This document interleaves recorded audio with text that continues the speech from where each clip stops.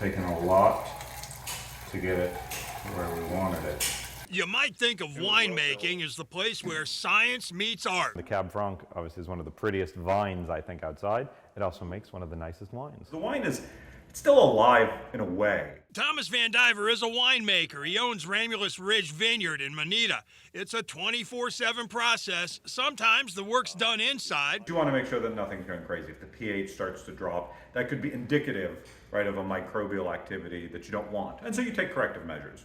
And then, of course, we test it with the old taste test.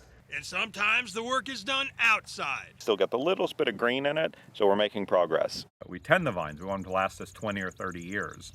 And so every winter when we prune, it looks like a bunch of dead sticks out here. And you're like, oh man, I hope they all lived. I hope they survived. And then the spring you see it. They all come to life, and you can see behind us that they're just so beautiful. Springtime at a vineyard, things are greening up pretty nicely right about now. At this time of year, the focus is on protecting these tender shoots and what can best be described as these baby grapes. Then it's up to the sun, the soil, and the rain to do the rest. Once those grapes come in, it's all about the skill of the winemaker. Plants' photosynthesis is driven, which is that carbohydrate conversion to create sugars. It's driven by a bunch of limiting factors. It needs CO2.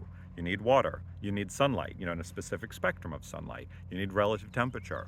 So as all of those levers, if you think about it as some sort of mad scientist in a laboratory, as each of those levers get pulled and pushed in different directions, you get a different outcome. Remember the science we were talking about? That's it, those variables. And then comes the art. Always something a little bit different that we have to work with. And that's what makes it fun. It's what makes it philosophical, magical, whatever word you want to use, is that this exact same plant every year will give us something different to work with.